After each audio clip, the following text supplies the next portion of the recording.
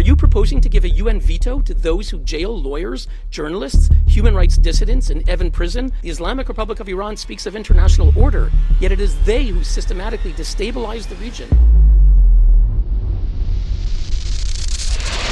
Blatant violations of international legality, like the recent sanctions against the Special Rapporteur on Palestine by the US government, represent a direct attack on the integrity of the UN human rights system. President Xi has put forth a global governance initiative advocating the people-centered, just and reasonable governance system. We echo the experts' call for democratizing global governance. The Security Council cannot remain frozen in a structure that denies permanent representation in the Muslim world.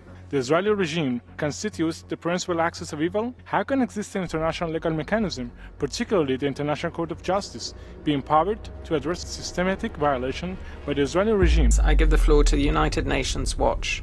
Mr. President, in today's report, the experts' first recommendation is to give the Muslim world a permanent seat on the Security Council. So we ask the expert, will this include the Islamic Republic of Iran, whom we just heard accusing others of aggression, instability, and constituting an axis of evil?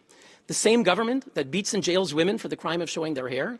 The same government whose so-called morality police murdered Mahsa Amini, sparking the Women Life Freedom Uprising that saw thousands arrested, hundreds killed, and countless young women blinded or executed for demanding basic rights?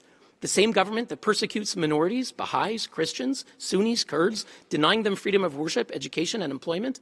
We ask the expert, are you proposing to give a UN veto to those who jail lawyers, journalists, human rights dissidents in Evin prison after sham trials?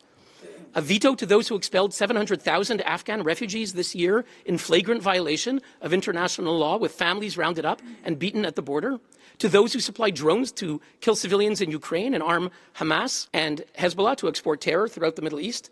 The Islamic Republic of Iran speaks of international order, yet it is they who systematically destabilize the region, undermine the rule of law and peace, and trample on the rights of its own citizens. Mr. President, Iran spoke about the ICJ, but the real question is this: when will UN institutions hold Tehran accountable for its brutal repression at home and its aggression abroad?